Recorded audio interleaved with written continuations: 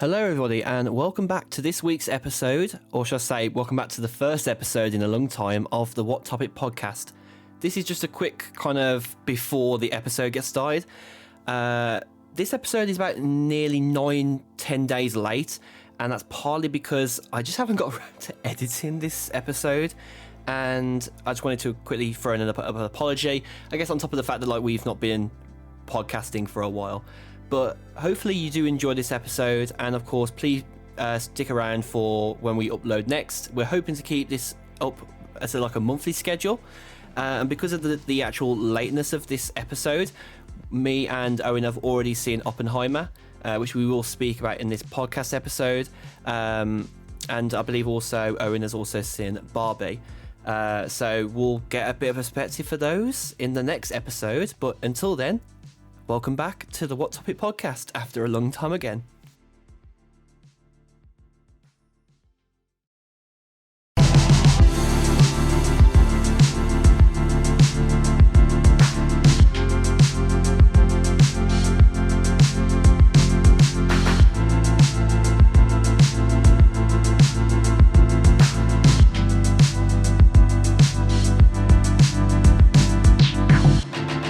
Hello, everybody. Yo, what's what's happening, my brothers? What's up, guys? We're back for the 15th time. What's the stereotypical thing that YouTubers do? Like, hey guys, what's up? So I've been away for 50 million years, but I'm now back, and Barbie's got a film now. and Christopher Nolan is just exploding right now, and then Barbie's just sparkling all over the whatever. Yeah, Barbieheimer. The Barbenheimer. I love that. You know what? I've obviously we're just starting a brand new episode here. Hello, everyone. Welcome back to the What Topic podcast. I'm Josh Deakin, and I'm Owen Bucket. Fuck it, whatever. Do you know what? Most impromptu way to start a podcast. But hey, we've been talking for an hour already, and we're just screaming to talk. We're having good times. But especially we were meant to.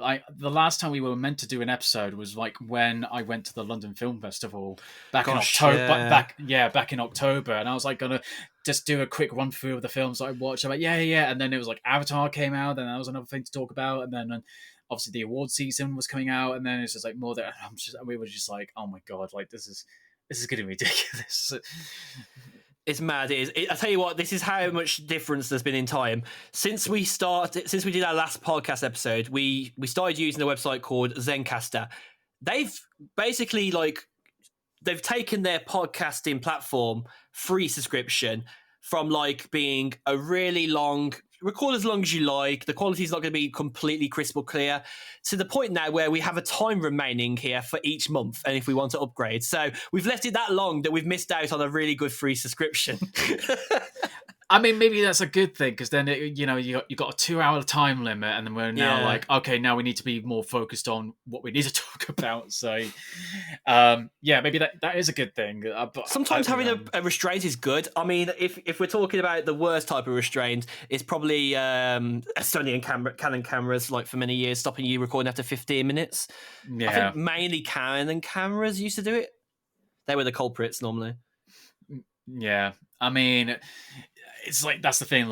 We need a little bit of restraint, so otherwise we just won't get anywhere. So, I think one of the things that we're hoping to achieve with this podcast now is to go to a more monthly schedule, and the reasoning for that may be pretty obvious, but to people who are listening that don't know that, check our seasoning of this podcast. You'll see that we had a very nice big spur of episodes going through the 2020, 2021, 2022 was a very sporadic year, and now we're in 2023.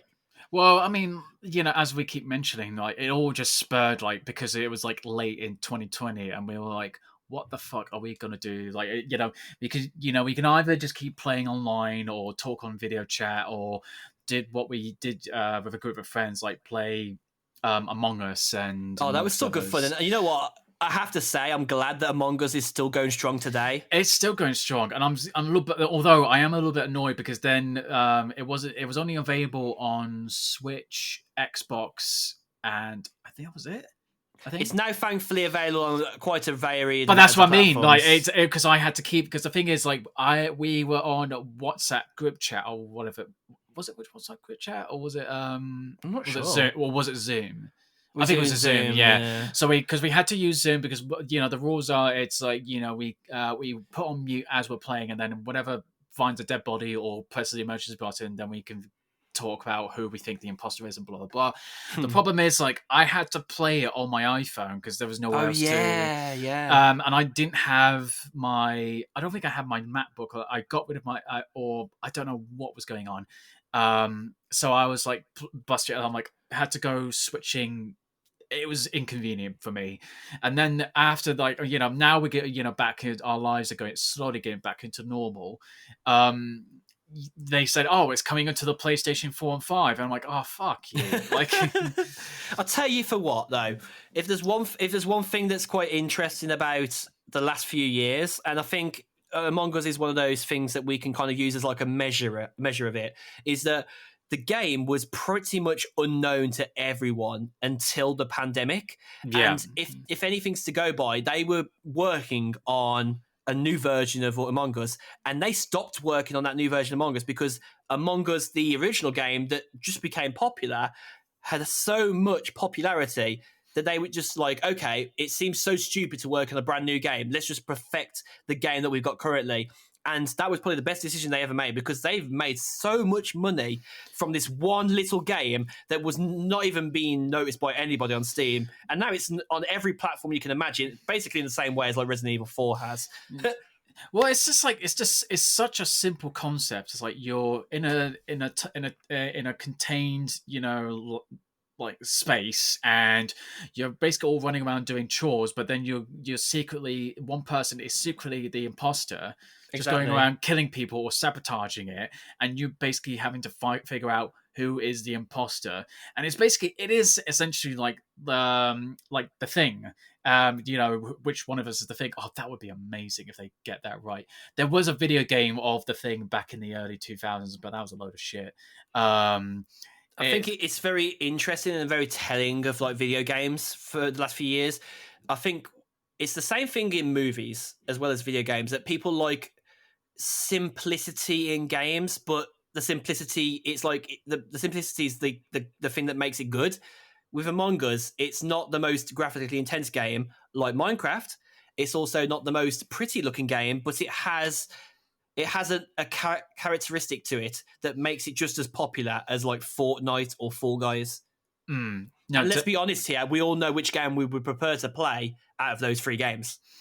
I can't get up to speed with Fortnite. Nah, me I neither. couldn't really get into Minecraft, so yeah, Among Us was just an easy one to go for. I mean, for me, Minecraft's a weird one. I feel like Minecraft has passive staying power. Like you can always come back to Minecraft anytime and pick it up like you never forgot.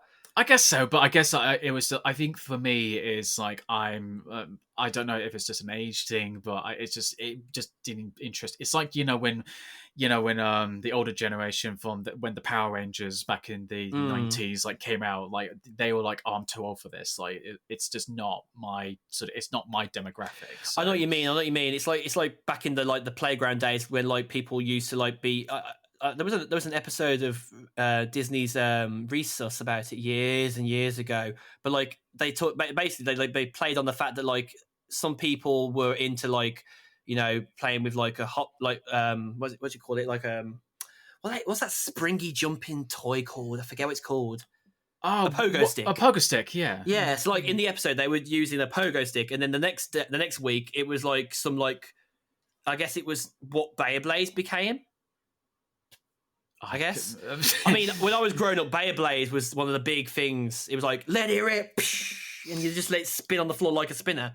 Oh, I know what you're talking about. I don't know what it is called. And they got like Yu-Gi-Oh cards as well. Like, well, you had Yu-Gi-Oh powers. Well, it was like Yu-Gi-Oh cards. You had Pokemon, and then you had the Pokemon the Game Boy games that came out, and then obviously the new generation of Pokemon game was Pokemon Go. So Oh god, I hate Pokemon Go. I'm sorry, people. Like, don't get me wrong. I feel like Pokemon is still like written into my DNA, but I really do not touch Pokemon as much as I. Okay, that's sounding really wrong.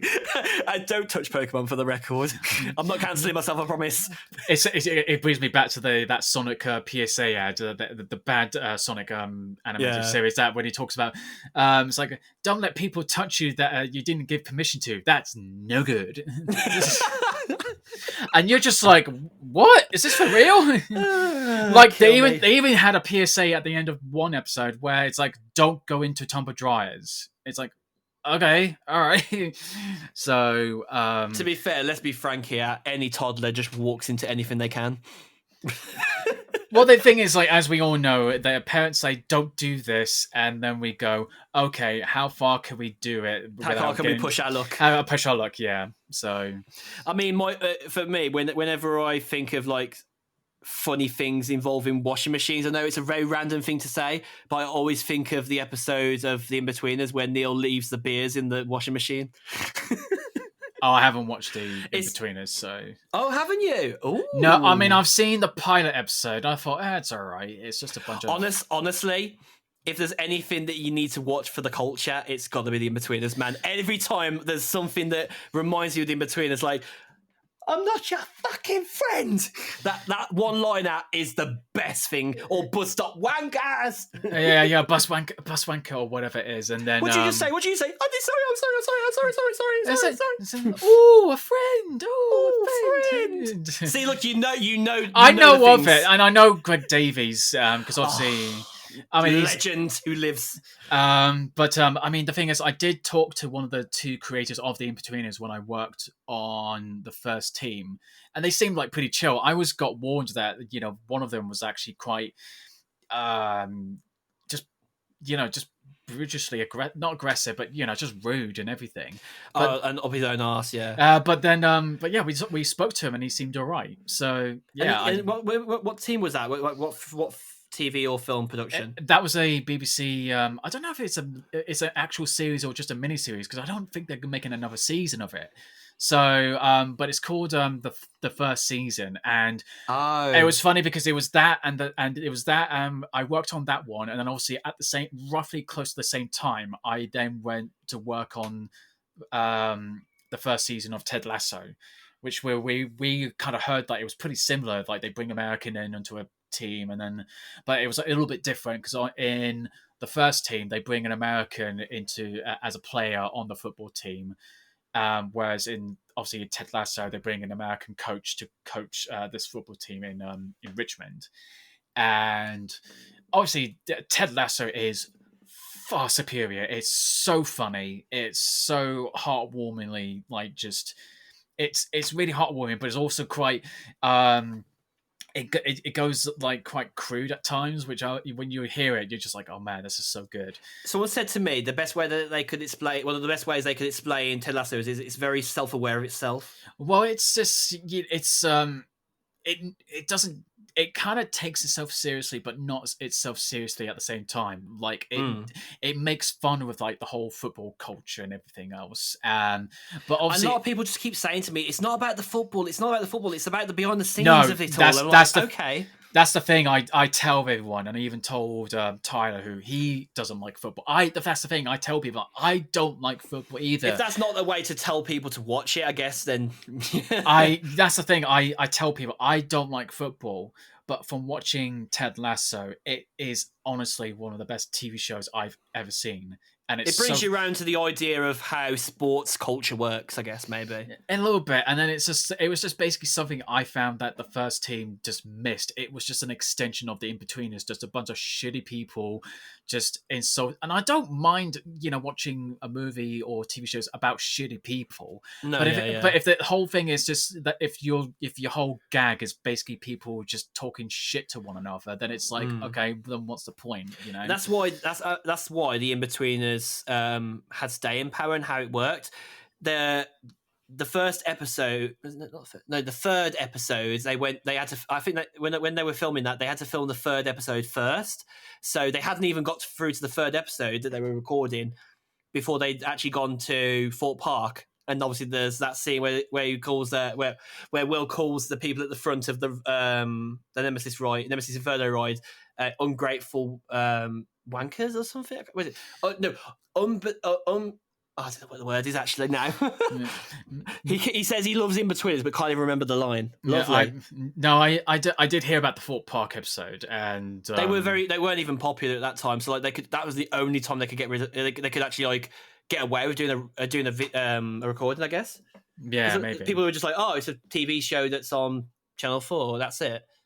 Not even that. Probably I don't think they actually had a buyer at the time. I don't think Channel 4 had actually purchased the rights to the show. You know as better as I do. Like I said, I don't really follow the series. So the thing that was really good though about like I think this is a good reflection of British made TV and film is that you can really not copy the British DNA very well in many places. I think the only really good example, bar maybe game shows because they're easy to format elsewhere, is probably The Office. I think that's the only TV show that's actually worked in another country. Well, that's the argument that people say that a lot of people think the American Office is better than the UK Office. I think that they're both on their own good merit. Well, I mean, I haven't seen either of them as well. I've seen bits of it, but I've not watched it all myself, but I've seen two scenes: the English one and the American one, and obviously you can tell which one's which, obviously because of the accents, but you can also see the dry humour. Well, it's not even that; it's just that obviously the different actors playing similar parts. I think that the Ricky Gervais British one, though, you can really see the dry humour in each scene, and if you don't get dry humour, you just won't like the British version. But I think that's what makes the British version unique, and it will always still stand out as being the front runner. Like there are people out there that generally do think that The Office in America came first, and it didn't. Oh, really? No, clearly not. Like if you went to IMDb, you can see that. I mean, yeah, like if you look it up, obviously, but there are people who obviously have only ever watched The Office USA, and they've never watched the UK one, never even heard that it's had a UK one, which is quite a mad thing to think about because Ricky Gervais is such a popular man. Well, I mean, I remember. Do you remember the YouTube channel React? Yeah. They're still around, surprisingly. They're still. Yeah, I mean, it's not that hard. It's like it's a YouTube channel that you can just keep going and react to different things. They had a few American viewers, like I guess you could say, reacting to different scenes of different UK comedy shows like Fleabag and. You know what? I have to add in there. I've seen more clips now of Fleabag recently, and that's the video I've watched on Reacts, and I'm kicking myself for not watching Fleabag yet because she was so good in the new Indiana Jones film, which we'll talk about later.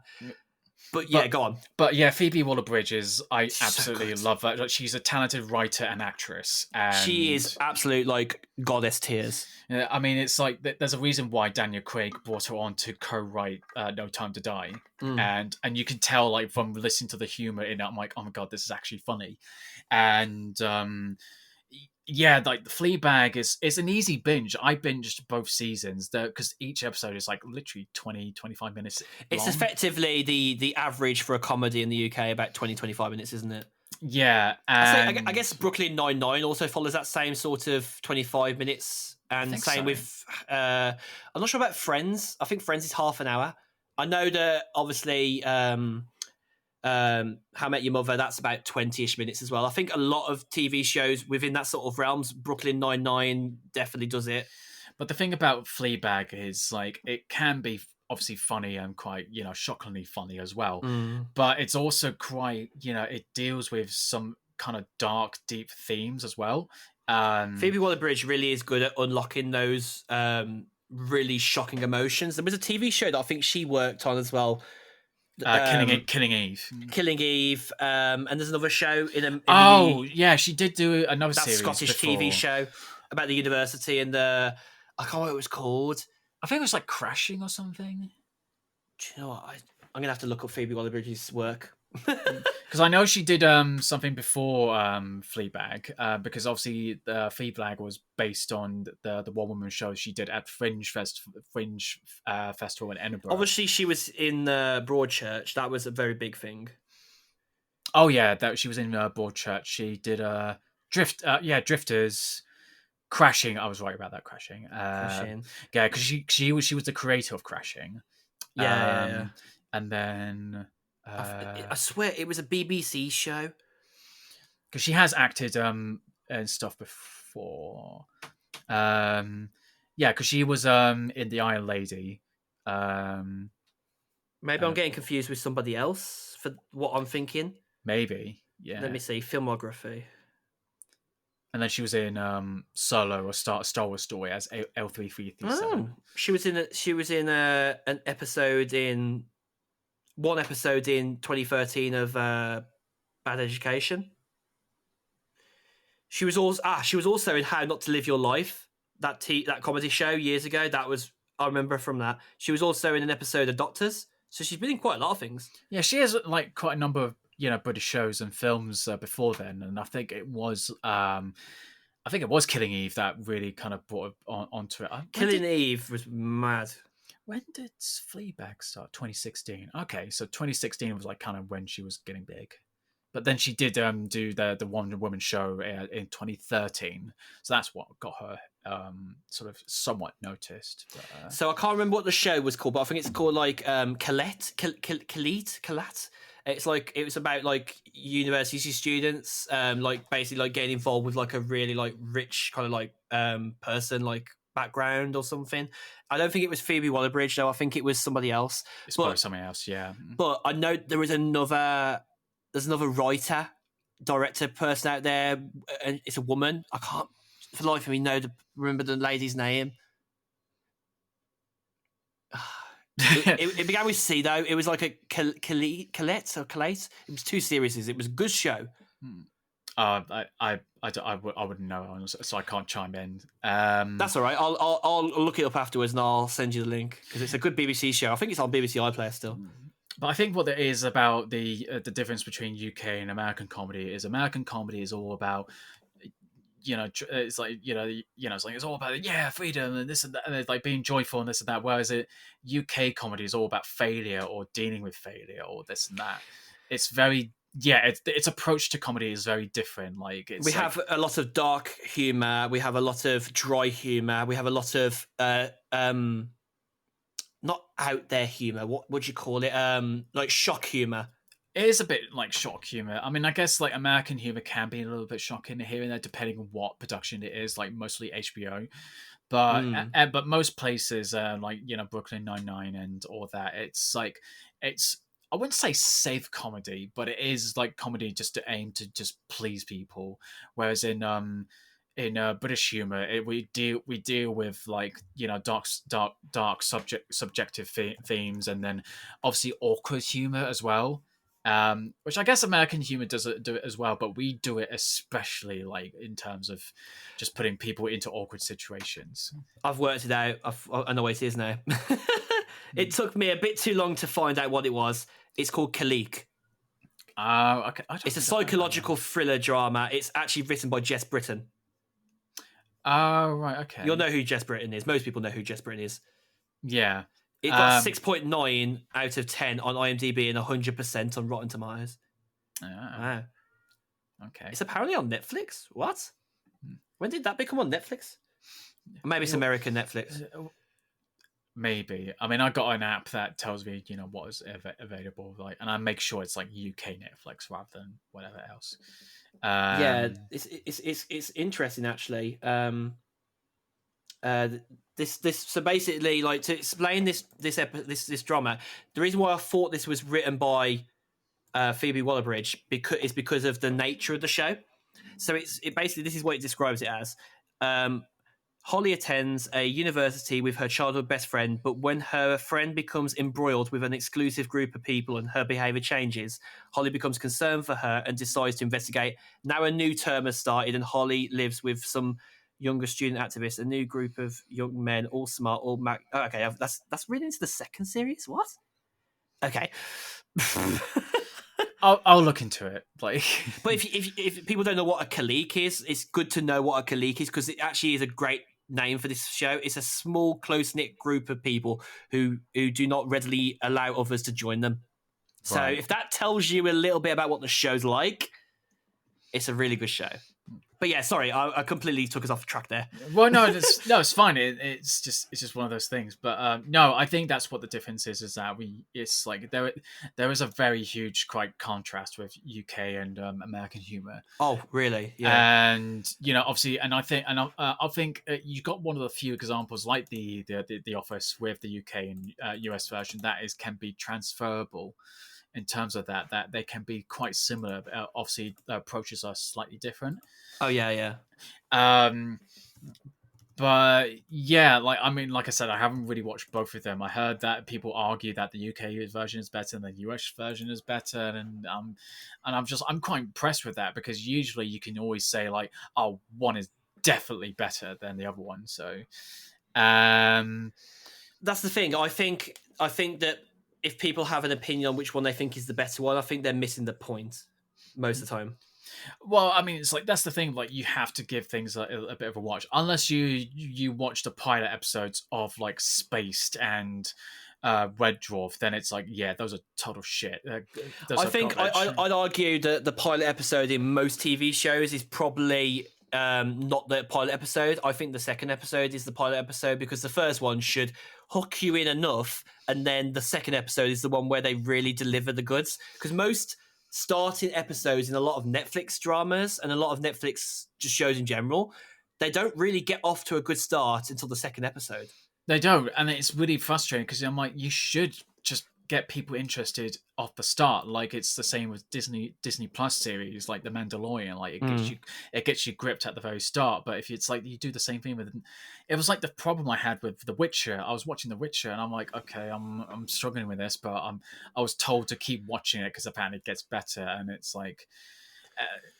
Yeah, so I think it's funny because a lot of those sort of shows divide opinions. Like, people are very divided on the new Secret Invasion. I've only watched 2 episodes of it so far because I've just not had time to watch anything at the minute. I haven't even watched a single episode. Although I'll be fair and say that the first episode is actually pretty good, considering it's the first show that we're seeing more of Nicholas in it.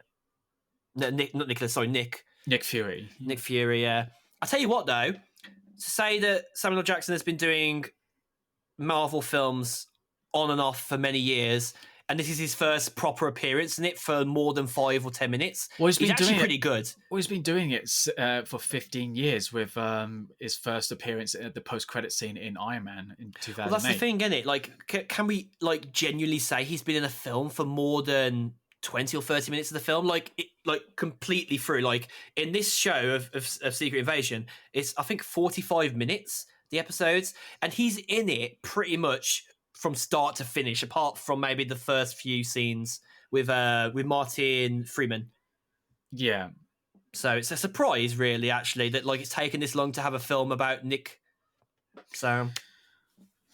Fury. I don't know. It's like, talk to Kevin Feige what plans he has up his sleeve. But I do quite like the fact, and I've only just realised this, that his name actually works pretty well. It does.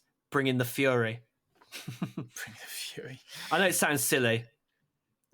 But I think in terms of like stuff that we have watched this year, because there's quite a lot that I've certainly watched this year. Like, I mean, to say that I've got better at my movie watching recently. I mean, I've watched 2 movies both back to back on a Saturday. I watched Indiana Jones last Saturday and I watched Mission Impossible this Saturday, pretty much within a few days of them both releasing. So, I mean, I'm not saying give me a pat on the back or anything, but let's be frank here, that's a very good record for me, and Owen can definitely attest to that. Well, I mean, it's like, especially if you don't have like a similar thing that I have, like the Odeon Limitless Pass, which I still can't sign up for, like 3 years on after trying to get it. I mean, that's the thing that I because the thing is, I try and make sure that I just watch as many stuff as I can to make up for it, because otherwise, if I don't have it, then it's like I'm paying £5 per ticket, and it's like, I need to watch as many stuff as I can, even if it's absolute garbage or whatever. It's annoying because to put it quite lightly, given the state of cinemas over the last 3 years, and obviously we spoke about it quite in depth, really, about Cineworld and Regal Cinemas, etc. Wherever you are in the world, you'll know what we're talking about. They definitely play on the fact that like you're not going to watch enough movies on your subscription. No, that's it. And especially when they're competing with streaming, and that's something we'll talk about a bit later. But I like the fact that there's a lot of cinemas out there that are more closer to an independent style. There's a cinema chain near me that's only got one near me, I think, and there's the next one's further away south as well. It's called Real Cinemas. The actual is in I a real. know some, yeah. I think you might have one down by you. I think we have one nearby, like in Fareham, I think. Fareham, I've seen the name on the website. Yeah. And the beautiful about that is their tickets are £6.99. Doesn't matter what the film is. It's £6.99. They're doing a deal for students at the minute, which gives you a popcorn and a drink for £10. But they've got good deals. And I really wish there was more independent cinemas these days. But obviously, we know why there isn't because of the pandemic. It's really affected cinemas, and that's a conversation that we could keep on resuming. But yeah, well, that's the thing, and it's just the thing that we could talk about and even start off with is with Avatar: The Way of Water, which is that was when that was released, that was mostly showing in 3D in what do they call it? It's in the high frame rate. That's it. And yeah, I mean, it's a dividing film. Don't get me wrong, I really loved it, but I also really loved the original more. Well, the thing about it is if we're going to go in context with the first Avatar, which came out in 2009, I went to see it I think I did go to see it in IMAX 3D. Yeah, I did too. And obviously I was, really kind of sort of blown away with the visuals and everything. And then obviously we have a sequel that is many years later, and I'm just like, okay, all right. And I guess maybe the biggest thing that we have to remember in all this is that these movies are only long-term in production because of the technology behind them. There's not many films that are like these ones, if I'm honest. Well, the thing is, you can make an excuse with the first one. It's it's just showing off the motion capture, the visual effects, and everything. It was effectively it was a wide scale test of the technology, wasn't it? Well, James Cameron did say that with a lot of motion capture performances, minus the what Weta Digital did with the Lord of the Rings and King Kong. The problem with that, and I do agree as well, is that when you watch the Robert Zemeckis' animated films like the Polar Express or the Christmas Carol, and man, that brings a memory from my head. That does the Polar Express film. Yeah, what an incredible film! It's even when I first watched it, back in when it came out, I don't know when it came out, the Polar Express. I swear it came out in 2008 or something. It was the 2000s or somewhere. But I remember watching it, and I just the whole time I just looked at it and going why are they do they all look like a bunch of just a bunch of corpses just being animated like this? Are you ready to be surprised? Okay, I said 2008 and I was wrong. Okay. Polar Express came out in 2004. That sounds about right. It sounds about right, but it also is a little bit shocking to the core because I feel like that was a lot later into the 2010s, I thought. Right. It really makes me feel about my age a bit. No, I did remember that it came out at a time when I remember there's a number of films that was coming out at that was before time. The iPhone, though. That's incredible. Yeah. Because obviously we can within our lifetimes. Obviously, there's only there's a small amount of years gap between us, but not a lot. At least only was it 3 or 4 years between us? I think 3 or 4, 5 maybe years between us. I can't remember. So is it me? So I was 88 and you were 95. So that's about 6, 7 years ish. Give or take. Like that. I found this on the web for 80 90. Oh, shut up! Man, my watch did that earlier when we were recording. How do you turn it off? Was Siri trying to talk to you? Never mind. Don't worry about it. Nah, don't worry. For the context here, we both got Macs now. You had a Mac during our first few years of recording, and now I have a Mac again. So we're back on the Mac game, the Apple game. So But you're no, gonna hit. I can't. That's. I use the iPhone as like a technology marker because obviously before that we had really terrible phones. Like we had Yeah, flip up like phones, flipping Nokia, open and Nokia bricks and all that. So yeah. nostalgia indeed. But hey, But that's the thing about like watching the Polar Express. Like, everyone has fond moments with it, but even then, when I was watching it myself, I was like, I just can't get past the fact that all I'm seeing is they're just not. I cannot. It's not like the Pixar films where they do feel live. These are like just they're trying to look like they're actual people, but all I can think this is they just got all these dead eyes that just don't make themselves look like breathing beings. And I guess when you can compare it to today's films, like maybe a good example might be like Big Hero 6 or the Finding Dory was probably a good one as well. Like given the time that came out, the original Finding Nemo came out in 2003. no, this is what I mean. Even a Bug's Life, I remember watching it. they had more, they had a bit more animation with their eyes and everything. And then you just watch something like the Polar Express, and you're just going like, "What the fuck is this?" And I mean, I know I'm in the minority. I know there's a lot of people that really highly regard it or cherish it or has a very sentimental value in terms of when they watched it during a time period of when they were younger. But Wow. I just think for me, I just noticed something that I was like, this is something, this is disturbing me more than enchanting me. And I've just done the lookup, and I didn't even like you probably know this because obviously, as we know here, out of the two of us, you're the bigger film buff, you're the bigger film nerd. I didn't know how right I was going to be about Finding Nemo. So Bug's Life came out in '99. yeah, And Finding Nemo came out in 2003. But even more surprisingly, I didn't know that Ellen DeGeneres did Dory, and I didn't know William Dafoe did Gil. What the actual hell? Yeah, I mean, to be fair, the two of them I didn't know. I didn't know William Dafoe before I watched Spider-Man, and Spider-Man came out later. The thing is, I'm somebody who like recognizes voices, so when they have very distinct voices. So when I hear it, it's like the same with Jeffrey Rush, who plays as the I think he was the pelican in the film. Yeah, yeah. And because I know what he sounds like with his native Australian accent, because this is set in Australia. Oh yeah, man, his accent's like perfect for the location. So yeah, it's like the same thing like with I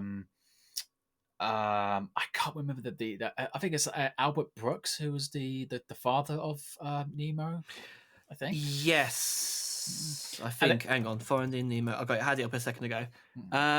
Andrew Stanton was Crush. That's the director. That was the director. Alex Gould was Gould was Nemo. Martin was Albert Brooks. Yeah, Albert Brooks. Yeah. But Bob Peterson was Mr. Ray. I think that's the Turley Rare dude. I think that's him. I don't know. Ah, right. Okay. I think that's him. Yeah. I tell you what. Bubbles.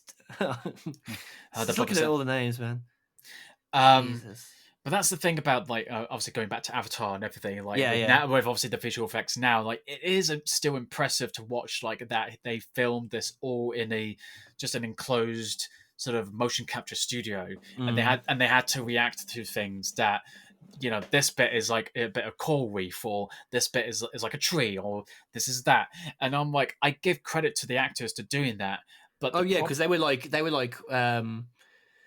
because this was obviously like given to the first film and the latest film, like obviously like they filmed scenes from the first parts of the film like 4 or 5 years ago, so they've grown up since they made those scenes, and like people are seeing them on the red carpet, like even though they know subtly in their back of their head, they're like, this was filmed years ago, they're like, whoa, these people, they're like 20 now or something like that. You're like, what? Yeah, it was like the same just looking at Sam Worthington, because when Sam Worthington was making the films in 2009, he was at the time a nobody at the time. Like he was an absolute nobody. Yeah, he literally, like as he said, like he arrived in LA and he was living in his car and he was literally just doing auditions, and and he got so lucky. He got lucky, incredibly lucky. It's funny because like obviously not to go off on a spur about it, but the amount of actors that we know and love today who have ended up on the streets, like name comes to mind, Jurassic World, Chris Pratt. He was on the street when he was younger. and he got into a big acting job, and his life turned around. Well, Look at him now, well, Guardians of the Galaxy. Well, it was Parks and Rec that kind of got him to him, and then it was Guardians of the Galaxy that made him bigger. So it's incredible, though, actually, like that kind of thing. And I think like it just shows you like it can be a very interesting way of getting into an acting role. Like I mean, it just goes without saying in the whole entertainment business, nothing is exactly a straight path. No, I mean, you could be really incredibly lucky with some people. It's like they, someone like Nick Frost. I mean, Nick Frost was a bit nepotism because obviously he was good friends with Simon Pegg. Yeah, they bonded over Star Wars noises, didn't they? It was Star Wars noises. But the difference is like Simon Pegg actually went to drama school and this and that, whereas Nick Frost has never gone to drama school. It just shows you, though, doesn't it? Like the different paths that people take to get to fame. And it's just that's the thing. It's just like it was just the fact is like he just got lucky with being around the people, and then Simon Pegg wrote Spaced, and then he thought, oh, my good friend Nick would be really good at the part.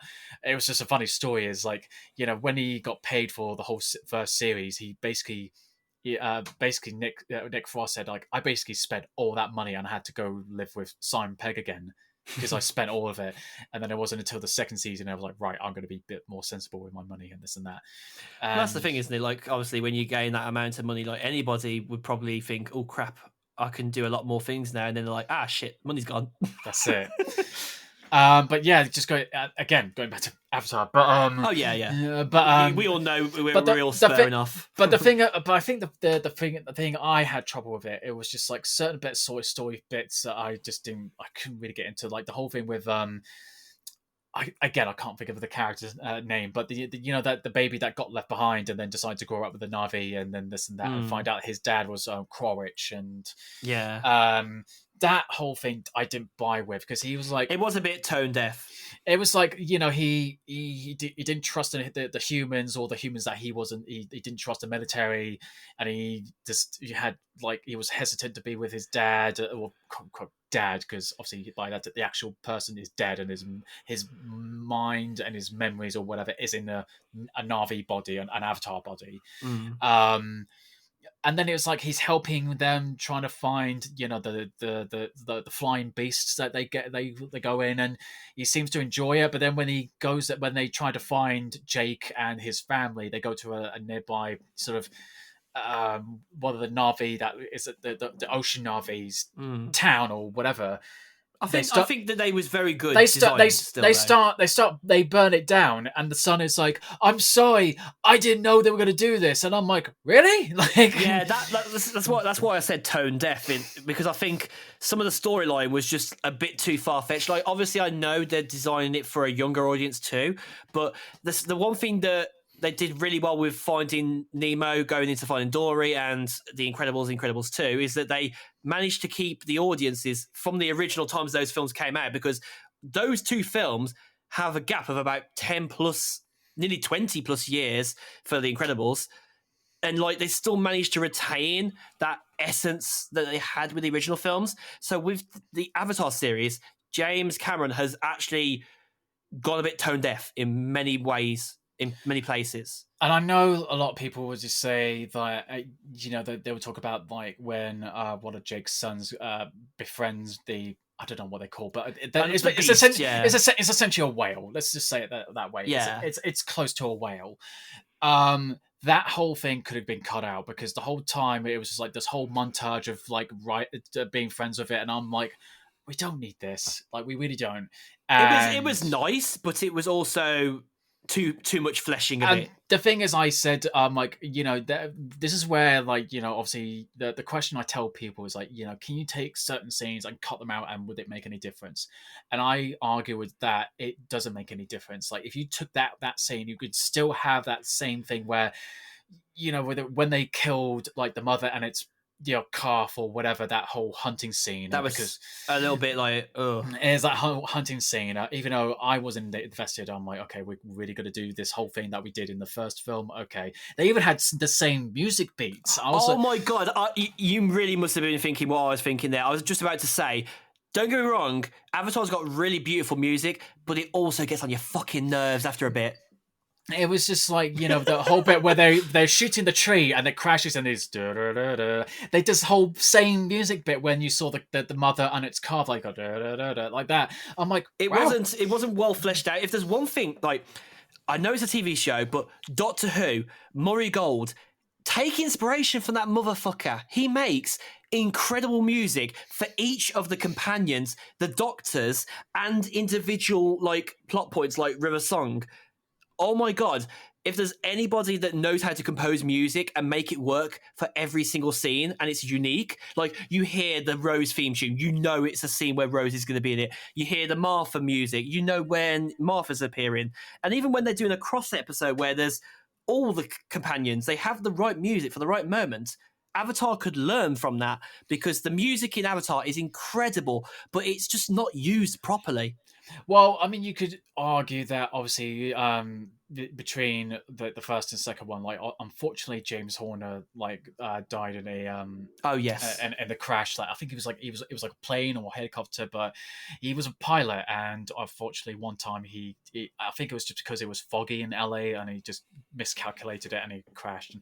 So it's a shame on that part, yeah, definitely. But the problem I'm not harping on the fact that he died, so the music flopped because of him, obviously. No. But the thing I had the problem is like it didn't feel any different to like the last one. I know like you can make an argument like, well, every song in a film trilogy or whatever is pretty similar, but you need to add more themes to it that is different. So, and I just felt like we're repeating like story beats and and it's like the whole thing. And to be honest, like because I wasn't that invested, I heard somebody behind them like got really invested with the whole hunting scene. Like they were just hearing it go like sniffing and everything. I'm like, really? Like, yeah, okay, whatever.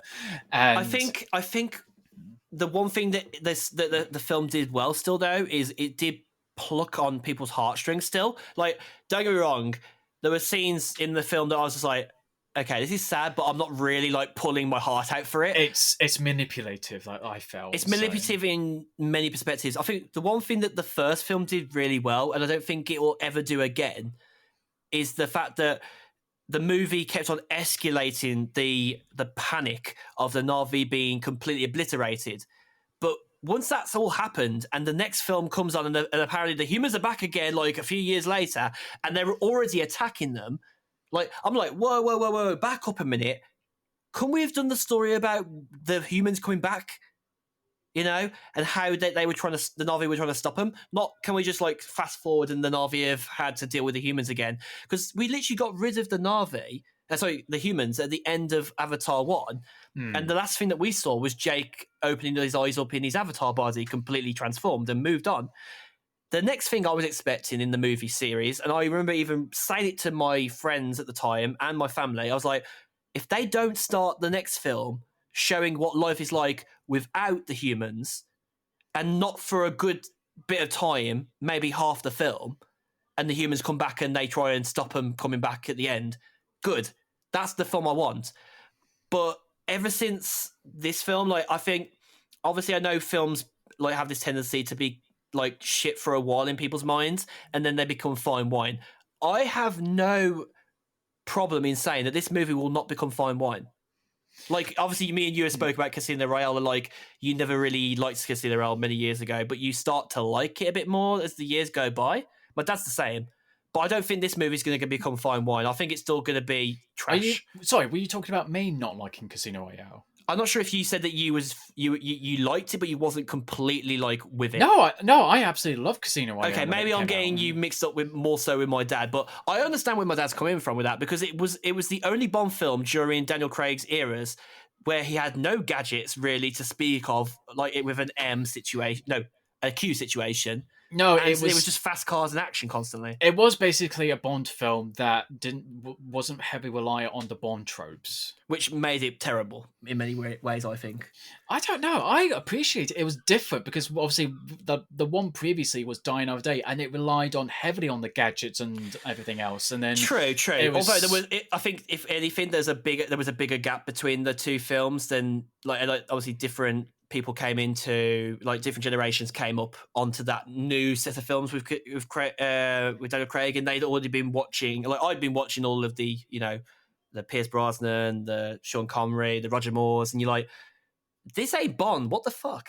You know what I mean? Well, you could make the argument that because they were adapting Casino Royale, the book, and they were just going along with what it was going to happen. Obviously, updating it because obviously the book was written in the 50s, and then obviously this is in the mid to late 2000s because it was 2006.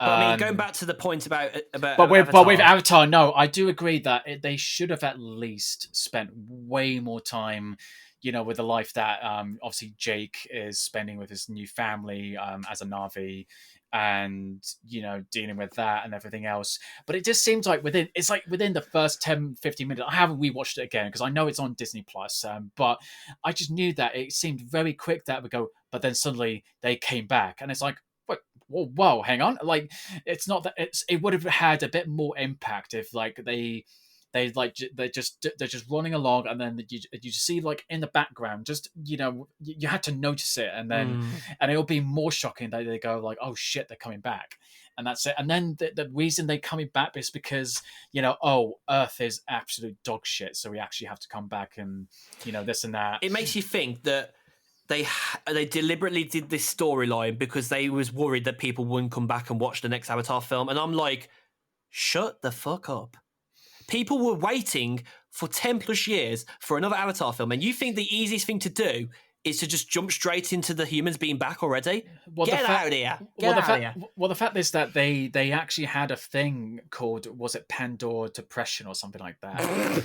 because people were that depressed, like they enjoyed the land of Pandora that so much that when they came back outside of that, they got depressed at it. Like, oh, this is the land, this is the world we live in. Well, this is shit. So that's the thing, isn't it? It's like they made a world of make believe, didn't they? I mean, I guess if you live in Florida or Hollywood, you could go to Disney World and go to Pandora Land, I suppose. But which I hopefully should be for my 30th birthday. Well, I'm going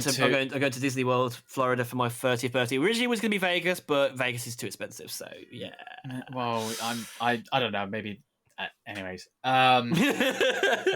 I am actually funny. Speaking of that, I am actually I got a friend of mine who was actually planning to buy my flight basically to Florida in September, I think. So we'll see how I feel about Disney World, and finding popping my cherry, as it were.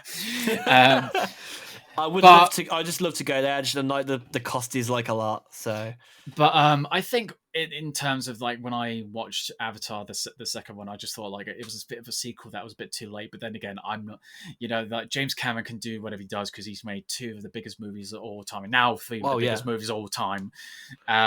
Even though really it doesn't deserve that spot. I mean, Titanic, yes. Avatar 1, yes. Avatar 2, no. To be honest, I was that shocked it made that much amount of money. I knew it was going to make money, but I didn't think it was going to make that amount of money. Which makes you think like obviously I don't think we can compare the two because they're really not apples to apples comparisons. But looking at the Indiana Jones first week of box office compared to Avatar 2, and you just are you just thinking, yeah, both movies were not the best, but I think that Indiana Jones at least had a little bit more substance to it to actually grant it better box office compared to Avatar 2. But that's the conversation for today.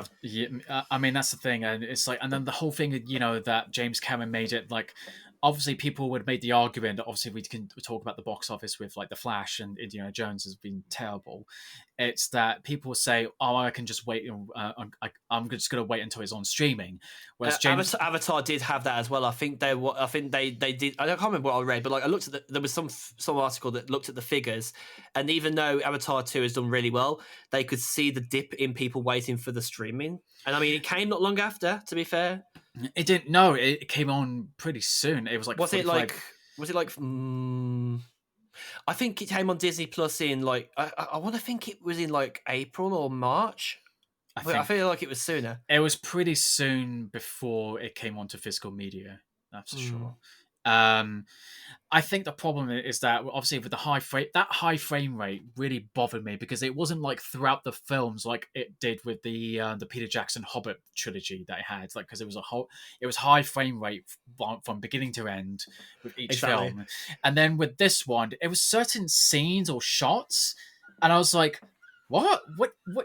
Hang on, and it really bothered me. Like it's within the same scene. Like one shot, it'll be in high frame rate, and then it would go the traditional 24, 25 frames per second, and then it goes the high frame rate again. And I was just like, oh, what? You might as well you might as well commit to it. You either do it from beginning to end, or you just don't do it whatsoever.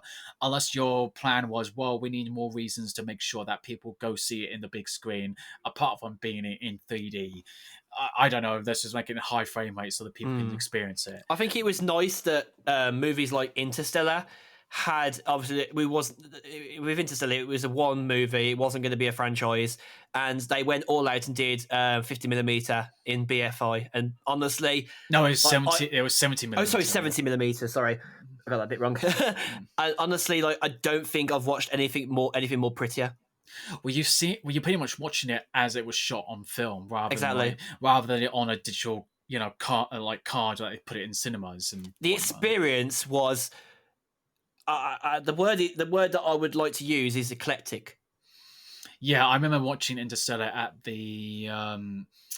It was in the cinema in Wellington in New Zealand, and where they did the premiere for the Return of the King. But the sound when the rocket got lifted out to space. Oh my god. It gives you goosebumps, it does, and like it stands your hairs and you're like, oh my god, this feels good. But I mean, that's the argument with obviously with the films that are coming out this year. It's like with box offices that it's just it's some of it is good, but it's not that impressive. And I think that's the change from since the pandemic is that obviously people relied on streaming services to get entertained with some of the with the content that was being released, because obviously we couldn't go to the cinemas because of social distancing and whatnot. And it's just like you're trying to find that's why studios is like trying to find reasons to get people to come to the cinemas and whatnot. And then are they going to release it into streaming exclusives like with Extraction 2 on Netflix or on Amazon Prime or Paramount Plus and this and that.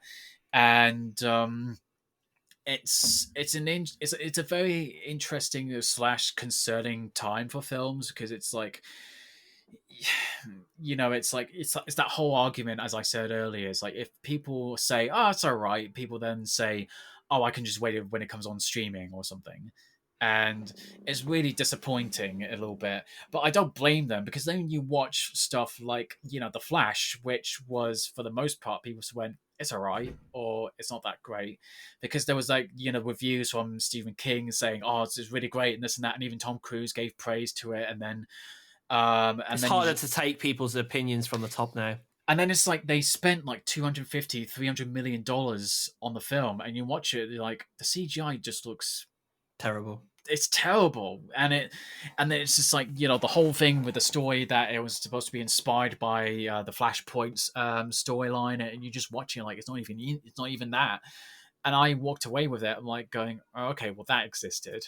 And it's funny because like obviously Marvel is not completely out of criticism here when I say this, but I think that even from the fact that I haven't watched any of the new DC films, there's probably maybe one or two that have actually hit well since they started doing like the movies for all the different franchises again.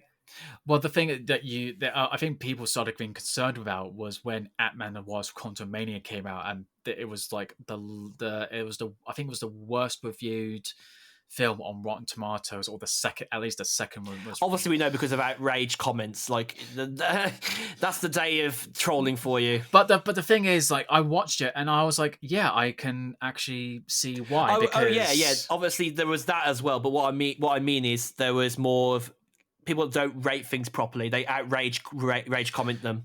They just say things like, "Oh, that was so woke," even though they don't even fucking know what the word means. And if I had £1 for every time someone used the word woke wrong, I'd be rich, I think. And I even had to have a go with the people with like when they were talking about the third episode of The Last of Us, when they were with the whole story of Bill and Frank, and there was like they just wanted to check off this whole woke checkbook, whatever it is, and then I know what you mean. Yeah. and then I even had to say to them, like, like, did you really had to misuse the word woke? And they always go, I was like, no, I didn't misuse it. I'm like, so what does woke mean? And they try to explain it. I'm like, that's not what woke means. And I'm just like, honestly, I have to say, I know we spoke about this obviously, but I think that one episode of The Last of Us probably made me cry more than most TV shows have ever made me cry. it's so good. It's so good.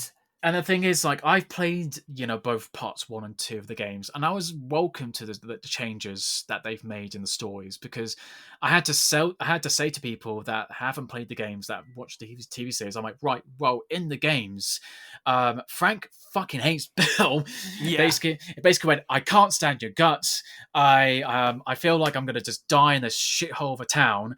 I'm gonna try and make it. And then you find out he got bitten, and he goes, well, I think this is a better option than coming back to you. So here's my dying words, PS, fuck you. So and then you're just watching the series, and I thought there was one part in the episode like, oh, this is the beginning of that happening, that they're going to argue and he's going to go and this and that, but it didn't happen. I was like, oh shit, okay.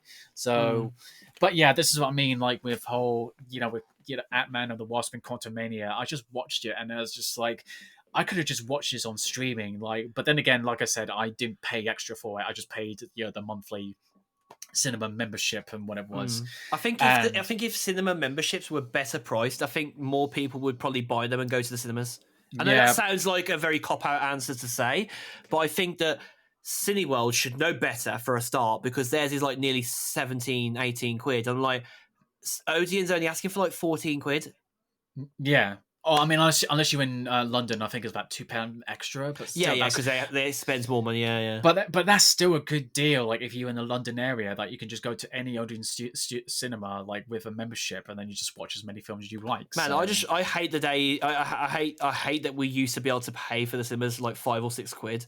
It hurts because like my independent cinema by me. It depends on the film you go and see, because sometimes it might be completely rammed and you won't get in there. Because the main screen that I saw Mission Impossible in was probably about 85% capacity. Right. Which meant that you was probably, wherever you sat in there, at least 2 or 3 seats away from someone, which is good for a cinema. So you couldn't book the seats. It's just whatever was available then.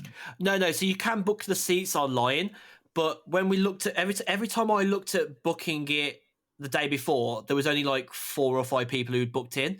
You got to the day, and there was another 20, 30 people ahead of you that had already booked in their seats. So I'm just like, that shows that independent cinemas are actually thriving again.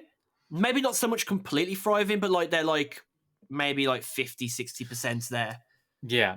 No, that's an incredible sign. And the movie, like they said, because we know that I know one of the 2 people that work in there. I asked them, I said, what have you done any upgrades to the cinema recently? And they said, yes, the main screen, their big upstairs one, they've updated the surround sound system to Dolby Atmos, which I was like, okay, whoa, okay, they had the money for the upgrades. That's pretty good. I mean, they're not like a really small chain. They've got like 10 or 15 around the country. Well, there's one nearby me, so...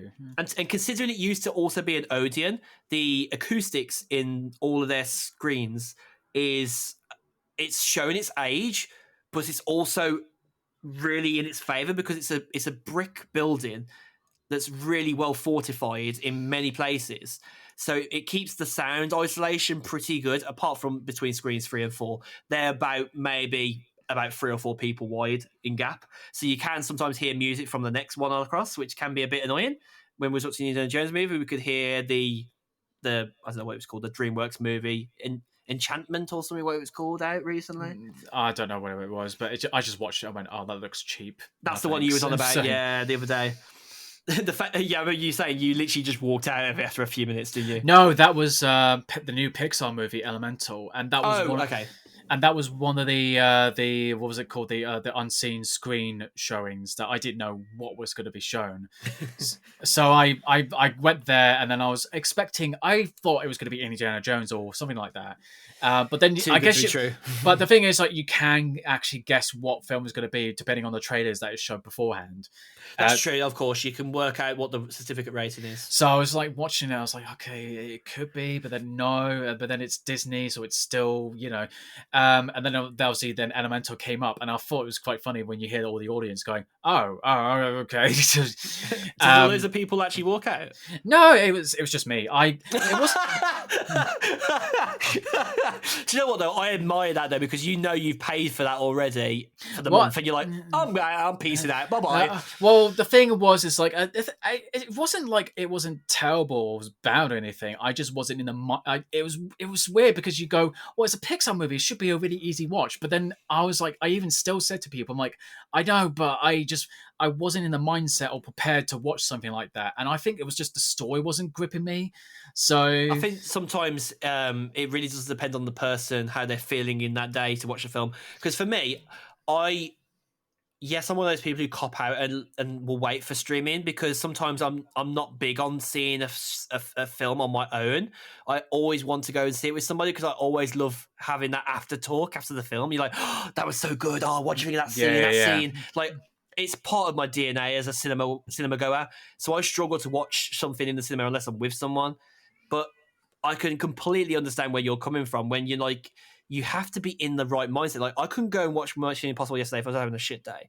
Like, I can't be in that action gripping film, like, because here I struggle to watch a new movie on my own. So if I'm going to go to the cinema, I really do need that extra backup. Oh, I've been doing it for over a decade, so which is good, like... because I think I would like to learn from someone like yourself that can just do that. Like, it's the same thing for people who travel on their own around the world. Well, the reason I did it on my own was because I kept inviting people, and they either just flake out on me, and then I would not go. But then in the end, I just go, no, fuck it, I'm just going to go watch it by myself. And I think I end up going to cinemas with either family or one or two friends, and that's it. Yeah, I mean, I do occasionally watch it with friends. Like me and Callie, we usually occasionally do like double bill features. So we watch one film, and then we'll have a dinner, and then we'll watch the second film after that. We did one where we did what was it? It was, I can't remember which order. Oh no, yeah. So we watched Little Women, and then we had a dinner. Then we watched Parasite, which was brilliant. I was quite shocked that was a packed cinema, considering it's a foreign language film and all that. And but then we did another one where we watched Mrs. Harris Goes to Paris. We had a dinner, and then we watched the Banshees of Inisherin.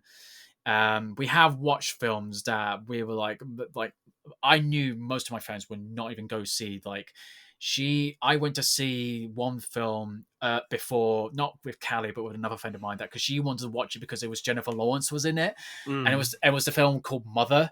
And I was like, I think I need to watch this first before she goes see it, because I feel like this is not going to be.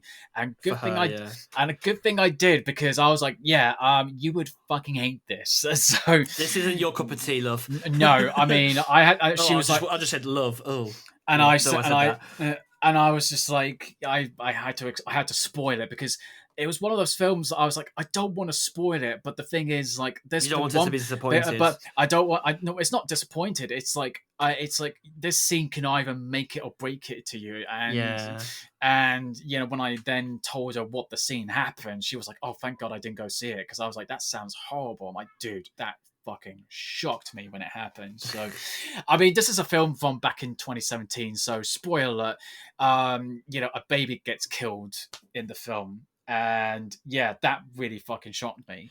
Yeah, there's little things in films, like obviously I know a baby dying isn't a little thing, but like it's a little thing that sparks a bigger thing. It's a very, very fine line. Like, I don't want to spoil it, because you know, I want people to go in and, you know, get the same shocking value that I did, because I didn't know about any of the scenes that was happening. I was just going by what I saw in the trailers and Yeah. whatnot. But at the same time, I can understand why something like that can be very, very off-putting to some people. Oh gosh, yeah. So it's a very, very hard thing. Like, can I spoil it? But then if I don't spoil it, I tell them I recommend it, then they're gonna hate me for it. So Do you know what? If we're talking about like spoiling things for people, let's go off of that same vein and say, obviously, given the power of the internet in the last few years and people spoiling things for people, what would you say is a reasonable amount of time before you spoil a film for someone? I'd say Maybe without realizing it. I say give it 3 months before you can talk about it. Because I've been on social media, and especially on like accounts like Screen Thrill, where they spoiled. I think it was the second episode of Secret Invasion, and obviously we won't say it here, but I saw because we're good people like that. Yeah, obviously. Good people. Welcome. But something happened in the episode, and I was like, not that I was that let down, but like I was wanting to watch the series, but then that scene happened and it ruined it for you, and they ruined it. I was like, oh, for fuck's sake. And then even the person who runs the account, like the guy who runs Screen Thrill, his excuse was like, well, it's been a week since it was released, and I'm like, well, some people have lives, like. Yeah, me and my mom watching Apple TV Plus's show Silo, and I nearly got spoiled the ending for me. And we got 2 episodes left because my mom went away on holiday, and the last 2 episodes were screening the day after she left and the week after. And I'm like, it's really good show. Like, don't get me wrong, people are hating on it. Like, people don't like how slow it is in places, but that's not the point. The point is the fact that it was only 2 weeks of episodes, and I didn't want it spoiled for me, so I had to actively. I think I muted Screen Thrills and a few other places for a few weeks. I've literally just unmuted them today. Well, this is the problem I have, is like when you get comments like say, well, don't go on social media, and I'm like, I shouldn't have to restrict myself to going on something just because so I can avoid potential spoilers for something. I should be able to go on it and not have the risk of whatever it is, and then still be able to get the movie news or whatever it is that comes out. And it's funny. It's like someone said this to me at work a few weeks ago, because I was having an actual conversation about this, like when is too soon and when is too enough time. And he said, "Oh yeah, Jack dies in Titanic." I'm like,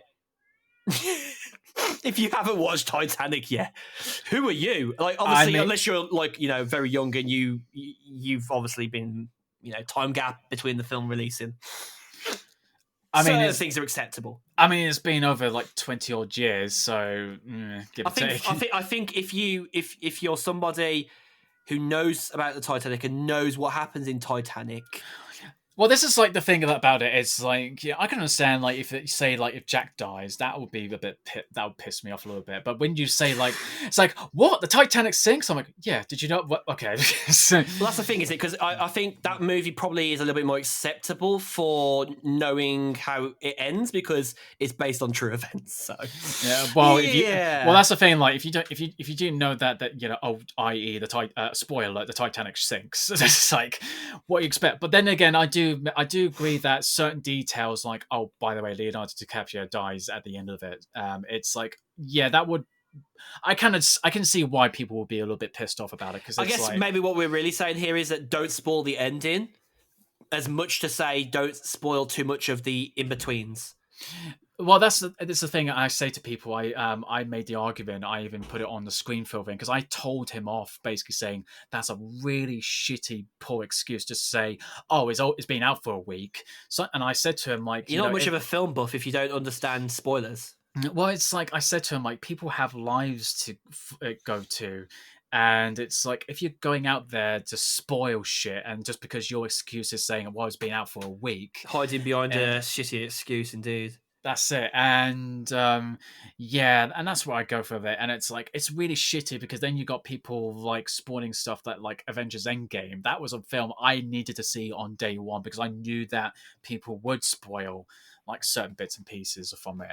And good thing I did, because then I remembered like within the first couple of days that they spoiled stuff about Stan Lee's cameo or this appearance or this happening, and then I was just like, wow, people just do not have a filter whatsoever. I think what they should do, and like this is probably I'm using an example of this. You know how these days now people, companies that like do like Mother's Day or Father's Day things go to you.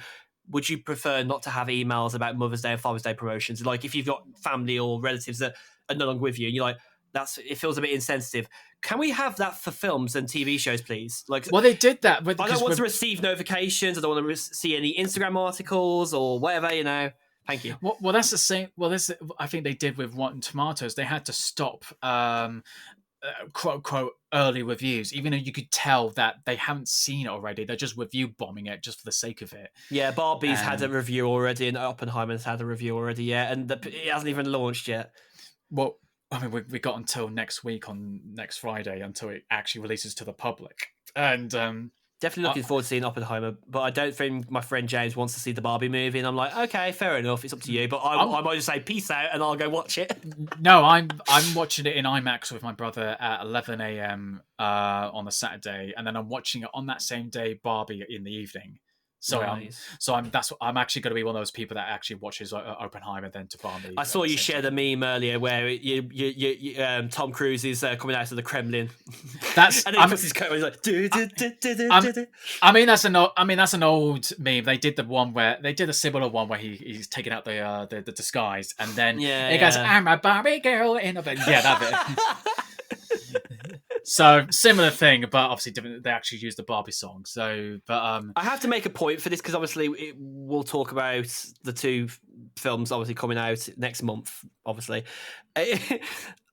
the amount of people who are quite tone deaf about the Barbie movie surprises me, because people think, oh, it's just about Barbie's world and that's it. No, if you actually look into it, it's about her basically getting the realization that she's not in the real world and she's going into the real world.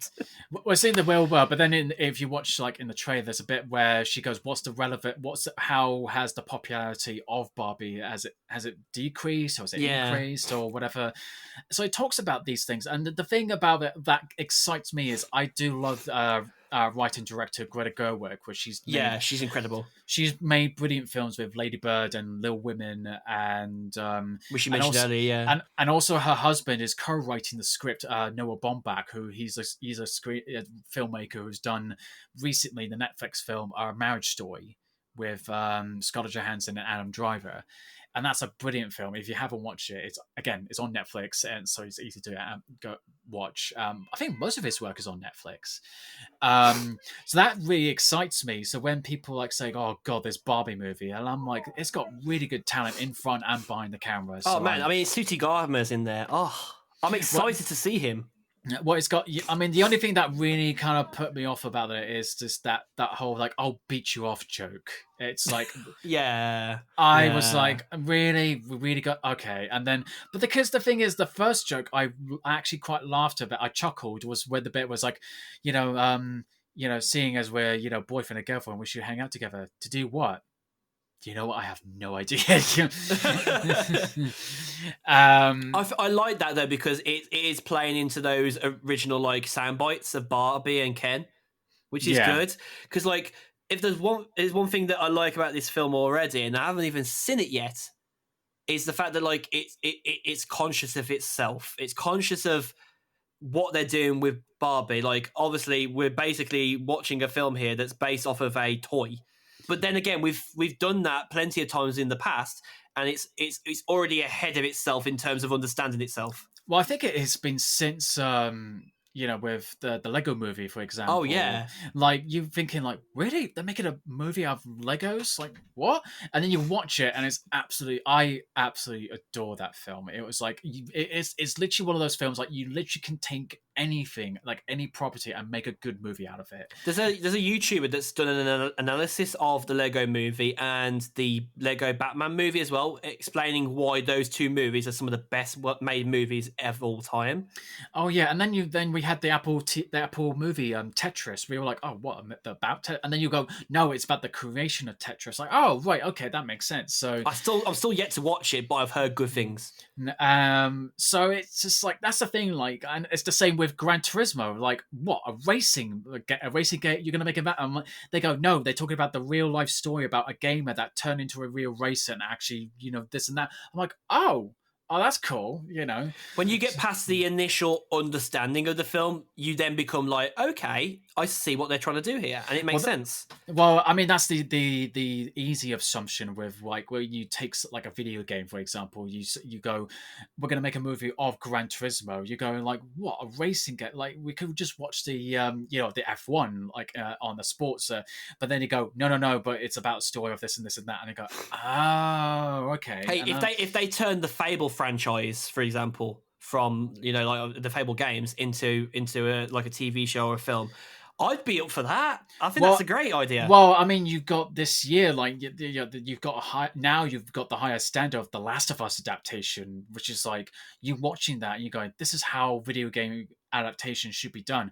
I mean, obviously, the Super Mario Brothers is not quite on the same level as the Last of Us, but that's I'm still yet to watch that either. This is the showing of comparisons here. How much you get to watch and how much I don't. And then I haven't watched it either. I mean, I was going to go watch it. I was going to go watch it, but I mean, for reasons unknown, I don't know. I didn't get around watching it. But that is like I think that's the highest. That's the biggest box office taking of this year. I'm not surprised. It's a kids movie. It's rated PG, and it's like it's easy. Didn't Jack Black's rendition of the song that he did in the film as Bowser get onto the awards for something, the Academy Awards or something?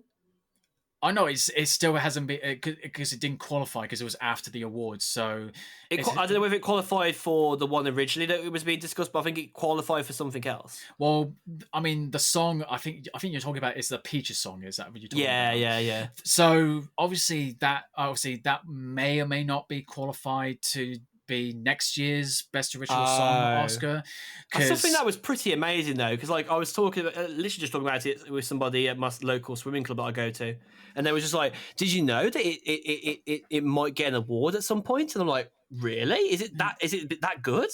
But then again, it's like the same. It's like any movie that is not highly praised by critics can get nominated for Best Original Song. It's like the thing with the Eurovision movie with Will Ferrell. It got nominated for Best Song but to be fair, that was actually a good song, so I can't argue against that.